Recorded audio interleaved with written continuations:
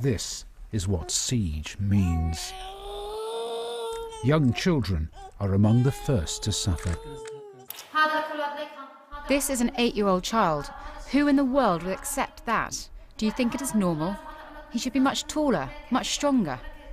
After more than 4 years of siege, a third of children surveyed in Eastern Ghouta are stunted due to malnutrition. We are 9 people here in the house, and we have 1 meal a day until the next morning. And at night, he doesn't sleep. He would pick up anything off the floor to eat. With only tiny amounts of aid now trickling in, the UN says the plight of the area's children has reached crisis proportions. Acute malnutrition today is 5 times higher than it was 10 months ago when we did our last nutrition assessment. Close to 12% of children are facing today acute malnutrition in Eastern Ghouta. That is the highest level of acute malnutrition we ever have recorded across Syria. There's little food for sale in the markets, and the prices are now beyond the reach of most. Bread costs 85 times the price it does in neighbouring Damascus. And as winter sets in, the price of a cylinder of gas has topped $300. It is not enough that we are hungry and cold. We are covering ourselves with nylon sheets to keep warm and lighting fires to cook. God help us. We are like barn animals now. We eat barley. What can I say?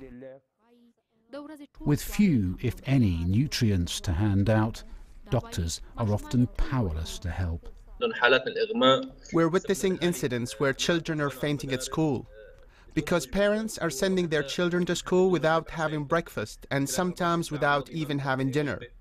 Within 24 hours, a child sometimes receives no meals. With food and medical supplies vanishing and this week's brief ceasefire now at an end, the UN is desperately trying to get those with the most urgent medical needs evacuated.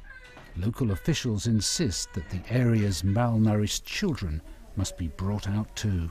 If we wait another month, the 11% of children, most of them will die because most of them are in the same, I think, critical level. Over recent weeks, many families have lived in their basements, the only places offering shelter from the bombs and mortars. But there's no refuge from hunger. We're picking up anything we can, even food from the bins. My twin babies are dying. We need milk just for the twins. Everything's so expensive. For the sake of God, open the road. I kiss your hands and feet. We're dying. We're dying of hunger. The fear is that having created this hunger as a means of bringing the rebel-held enclave to its knees, only victory might persuade the Syrian government to break its own siege.